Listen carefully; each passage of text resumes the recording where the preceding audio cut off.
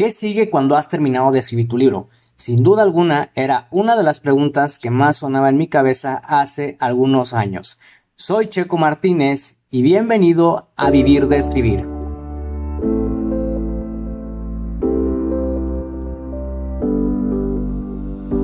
Escribí mi primer libro a los 27 años y estaba listo para publicarlo. La pregunta era, ¿cómo lo iba a lograr si no me consideraba un escritor y las editoriales estaban fuera de mi alcance?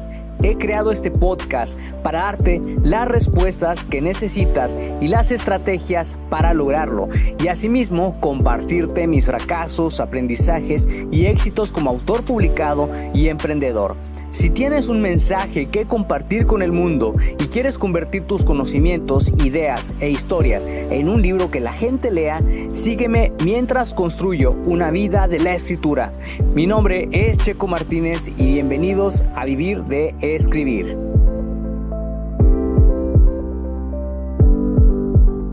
Hola escritor, ¿cómo estás? Muy buenas tardes, días, noches, donde quiera que te encuentres. Me da muchísimo gusto recibirte en un episodio nuevo. Y el día de hoy quiero hablarte de por qué la autoedición es una técnica poderosa para mejorar tus escritos y cómo puedes aplicarla.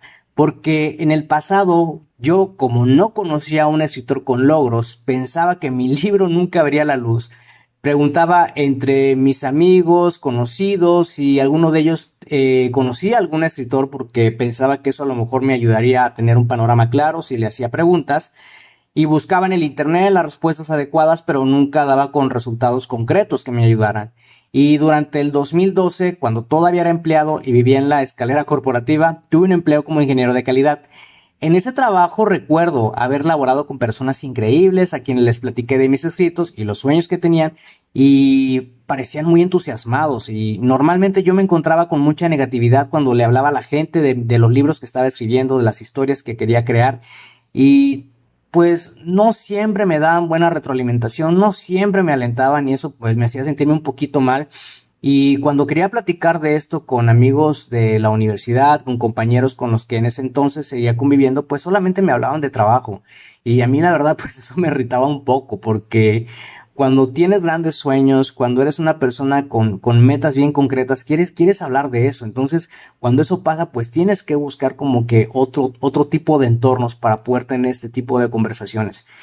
Entonces un día le comenté a uno de mis colegas de la empresa donde estaba laborando en ese entonces, y él me habló de una escritora a quien contacté inmediatamente y me reuní con ella, y ella leyó una parte de mis textos que estaban sin terminar y me comentó que la historia era buena, pero mi redacción no era la mejor. Me faltaba mucho para aprender como escritor, y pues eso me hizo sentirme muy frustrado, porque yo la verdad no sabía cómo tomar la retroalimentación en ese entonces y no supe cómo reaccionar. Y me pregunté, oye, pues ¿cómo puedo mejorar algo en lo que no tengo experiencia, algo que no sé todavía cómo dominar? Y me recomendó algunas lecturas que pues personalmente, te soy sincero en este podcast, no fueron de mi agrado. No era como la lectura que a mí me gustara, y pues terminé aburriéndome. Y después de ese tiempo pues me deprimí mucho y me olvidé de mis escritos, que no volví a tocar hasta 2 años después, exactamente, cuando los convertí en un verdadero libro. Y ya cuando tenía el libro listo dije, pues, ¿qué sigue ahora? ¿Qué es lo que tengo que hacer? Dije, pues voy a contactar a la misma persona, pero ya después lo pensé bien y dije, no sé si sea lo más adecuado. Me daba mucho miedo caer en el rechazo nuevamente y sentirme más frustrado, y comencé a creer que tal vez había otro camino. Así que agarré los textos, los leí, los fui corrigiendo, y nunca me di cuenta que lo que estaba haciendo era un trabajo de autoedición.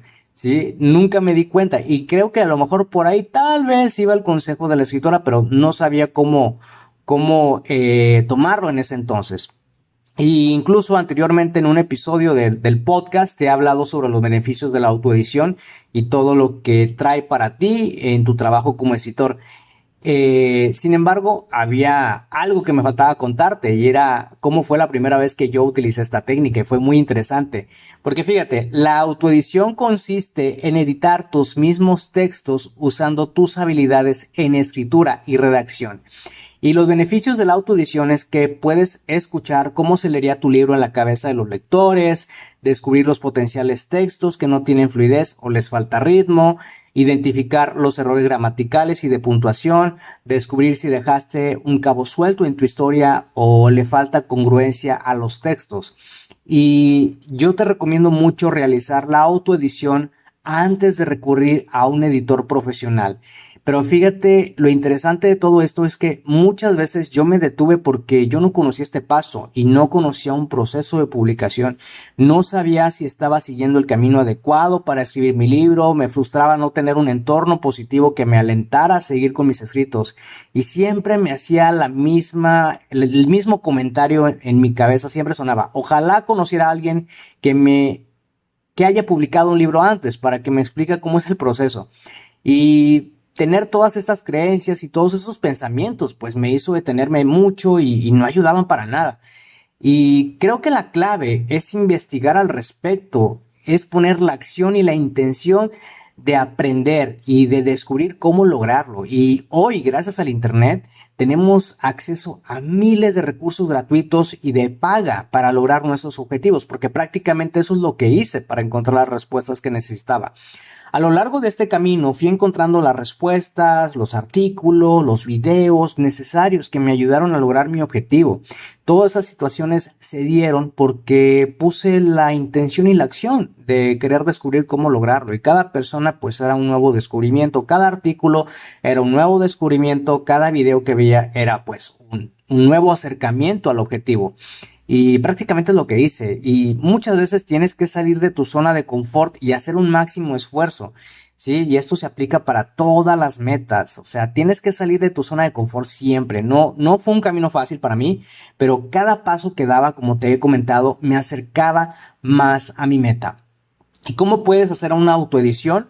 Lo puedes hacer de dos formas. La primera es a puño y letra y la segunda es en digital.